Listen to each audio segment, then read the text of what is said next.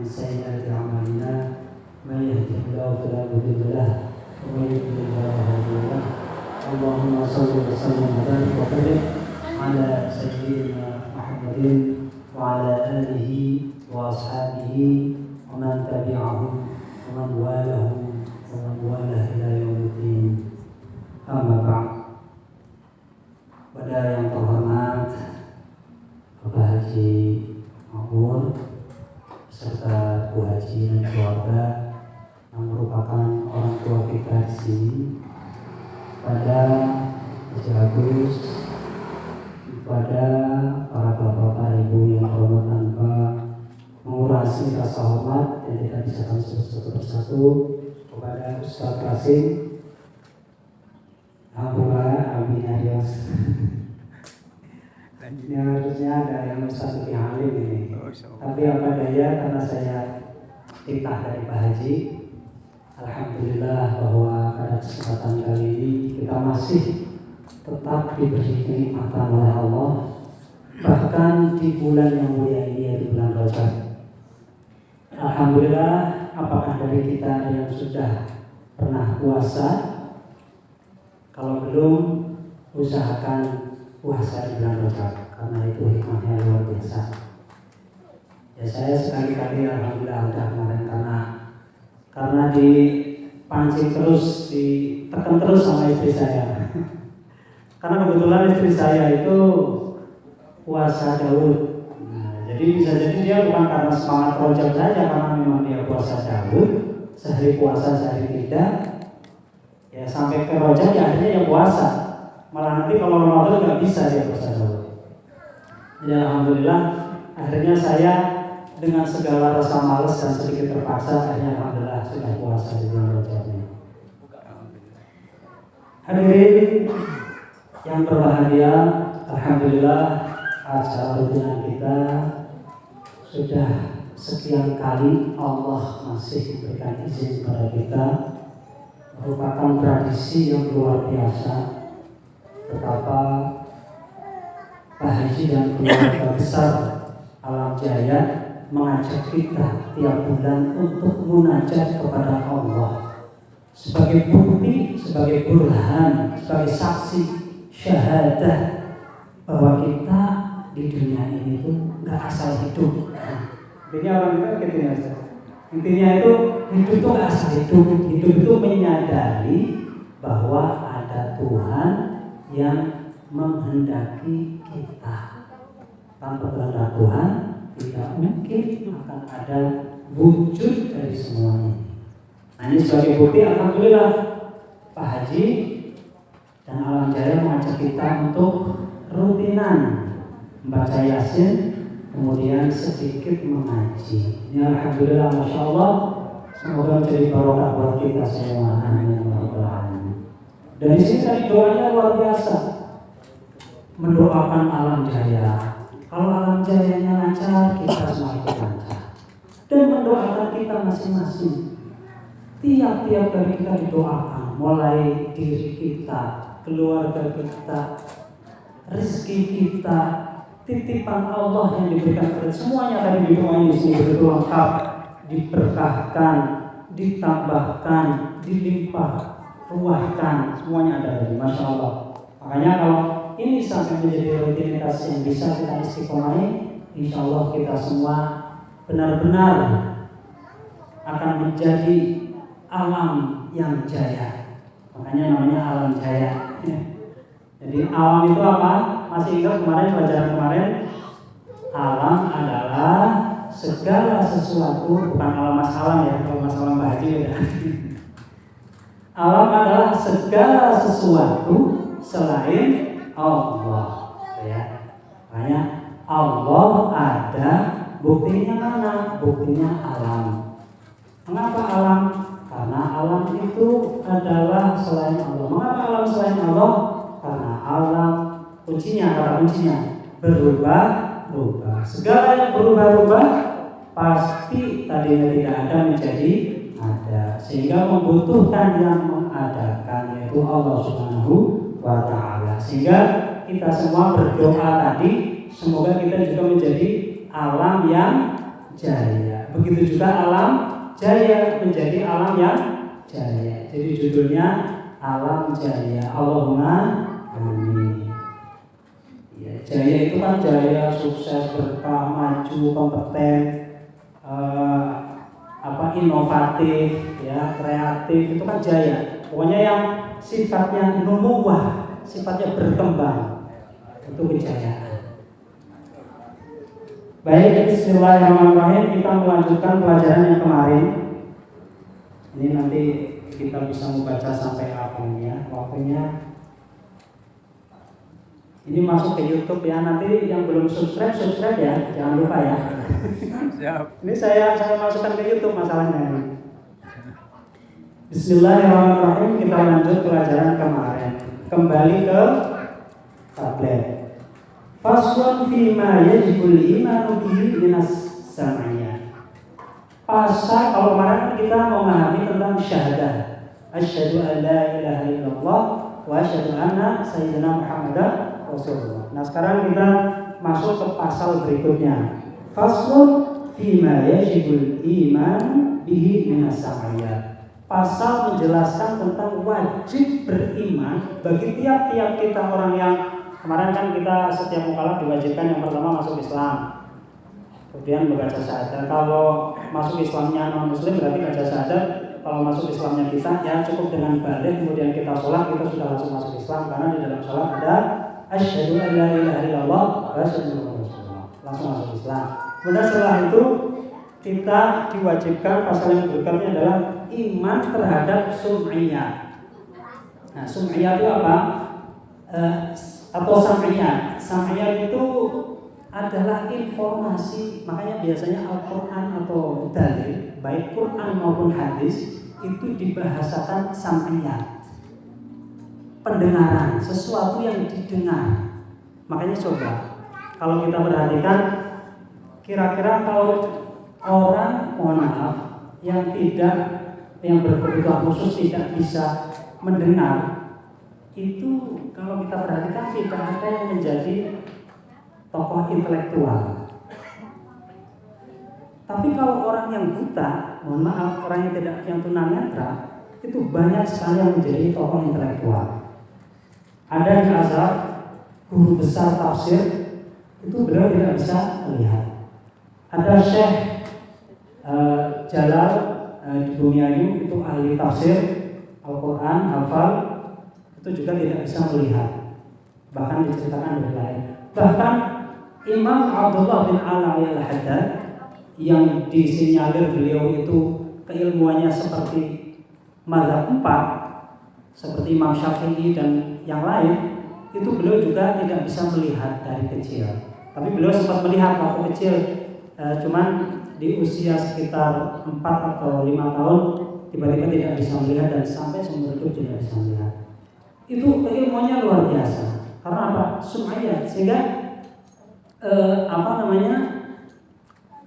dalam Quran itu wala taqfu ma laisa laka bi'ilm inna sam'a wal basara wal fu'ada kullu ulaika kana anhu mas'ula. Kullu ulaika kana mohon maaf nih, Al-Qur'annya harusnya ada istri saya nanti yang nerusin ya. Kalau istri saya alhamdulillah hafal 30 juz. Jadi pendengaran itu memang merupakan dalil yang penting. Sehingga Al-Quran, hadis itu disimbolkan dengan pendengaran. Sam'iyah. Nah di sini kita diwajibkan iman terhadap sam'iyah. Artinya dalil-dalil yang terdengar yaitu Quran dan hadis. Selama itu hadisnya sahih, kalau Quran sudah pasti sahih karena semua Quran itu diriwayatkan secara mutawatir. Mutawatir itu didengar oleh orang banyak, kemudian disampaikan kepada orang banyak, disampaikan kepada orang banyak lagi, itu namanya mutawatir. Jadi tidak pernah didengar oleh satu orang kemudian disampaikan ke anaknya. Al-Quran tidak pernah, selalu disampaikan kepada orang banyak sehingga namanya mutawatir. Jadi pasti sahih. Kalau hadis ada yang sahih, ada yang tidak. Nah, semua ayat yang datang dari situ kita wajib mengimani. Nah, di antaranya sunnah itu adalah yang pertama, famin dzalika adzabul qabri. Kita wajib mengimani adanya siksa kubur. Nah, jadi jangan jangan terlalu meremehkan dengan kubur, karena kita tidak tahu kapan kita dikubur. Boleh jadi kalian duluan, saya terakhir, atau dibalik saya terakhir, kalian duluan. Ya, pokoknya kayak gitulah, bolak-balik tuh semuanya sangat mungkin, sehingga siksa kubur itu pasti ada, dan wa na'imu juga nikmat kubur. Jadi dua-duanya ada, wajib kita imani. Sampai diriwayatkan ada orang-orang kafir Quraisy yang di kuburan itu sampai minta kepada Allah karena saking dahsyatnya. Sudah ya Allah, saya segera dimasukkan ke neraka jahanam saja, karena sudah saya tidak nyaman sekali di kuburan. Itu sampai saking dahsyatnya. Tidak tahu padahal di neraka lebih dahsyat dari kuburan. Nah, kuburan ini sifatnya adalah kita transit, karena sedari awal generasi manusia meninggal di kubur, yang dikubur pertama nunggu sampai kiamat. Atau yang dibahasakan orang sekarang tuh entropi, karena alam itu berubah-ubah. Dan ini sebenarnya ilmuwan berarti saya itu sudah mengakui bahwa alam semesta mengalami entropi. Padahal tadi dalilnya sudah jelas, segala sesuatu yang entropi pasti tadinya tidak ada menjadi ada. Entropi itu kan artinya mengalami kerusakan. Ya. Jadi alam ini selalu mengalami kerusakan setiap hari, dan itulah yang menunjukkan bahwa alam ini berubah-ubah dan nantinya akan dihilangkan oleh Allah Subhanahu wa taala, karena memang tadinya tidak ada kemudian menjadi ada. Kecuali hal-hal yang sunnah berikutnya, nanti ada surga. Kalau surga memang tadinya tidak ada, kemudian menjadi ada. Tapi kenapa kemudian surga menjadi ada selama-lamanya? Itu adalah karena kehendak Allah Subhanahu wa taala. Bukan karena surga itu bisa selama-lamanya, bukan. Jadi kita harus jangan sampai salah. Pokoknya selain Allah tidak mungkin abadi. Jadi ada potensi, ada kemungkinan bahwa Allah memusnahkan surga, bisa secara akal. Tapi kenapa kemudian surga menjadi abadi selamanya? Hanya karena dikehendaki oleh Allah Subhanahu wa taala. Kemudian yang berikutnya wasu'alul malakain. Nah, ini nanti setelah kita semua sudah dipindah oleh Allah ke alam kubur, kita akan menjumpai pertanyaan dari dua malaikat, yaitu Munkar wa Nakir. Nah, menurut riwayat Munkar Nakir ini warnanya hitam kelam. Jadi bayangannya itu seburuk-buruk rupa yang ada di hati kita, yang Munkar Nakir itu lebih buruk dari itu. Jadi bisa dibayangkan seperti apa? Serem sekali ya.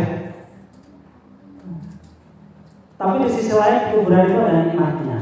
Jadi boleh jadi nanti Munkar Nakir tidak seserem itu ketika menjumpai kita. Allahumma amin.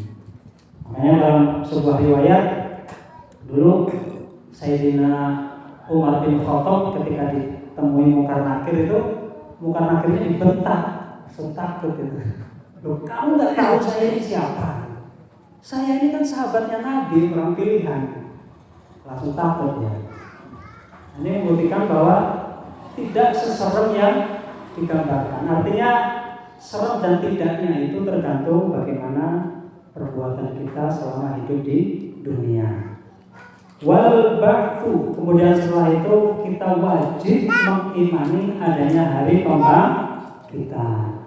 Jadi jangan sampai Anda berpikir, loh masa tulang belulang, bahkan sebagian dari kita mungkin sudah dimakan rayap menjadi tanah, bisa bangkit lagi.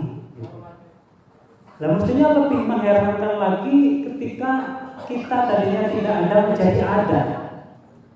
Nah, kadang-kadang kita berpikirnya kan tidak error, itu tidak benar. Ada sesuatu yang lebih mengherankan kita anggap biasa, bahkan lebih heran dari itu. Tapi sesuatu yang ada potensi bisa malah kita heran hanya karena ada. Kalau kita pikirkan dari tidak ada menjadi ada lebih dahsyat dibanding yang tadinya ada diadakan lagi. Makanya kita wajib mengimani adanya hari pembangkitan. Jadi nanti kita dibangkitkan semuanya setelah kita meninggal. Kullu nafsin dha'iqatul maut. Kita pasti akan mencicipi kematian. Setelah itu kemudian dibangkitkan lagi.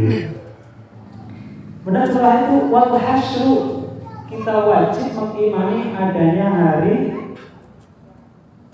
digiring. Nah, digiring itu ya digiring, kumpulkan jadi satu. Setelah semuanya bangkit dari kematian, kemudian dikumpulkan menjadi satu di suatu tempat yang sangat terhampar, sangat luas.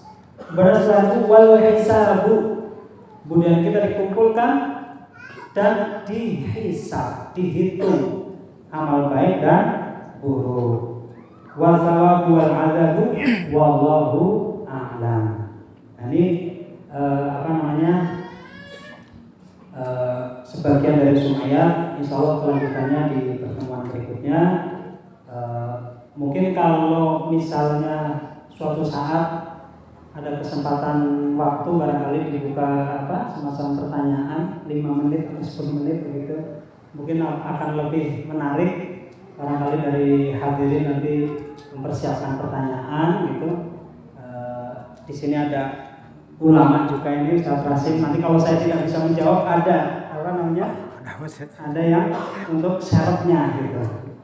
Karena dengan istifadah mengajukan pertanyaan itu barangkali bisa menjadi satu istifadah buat kita bertambah ilmu.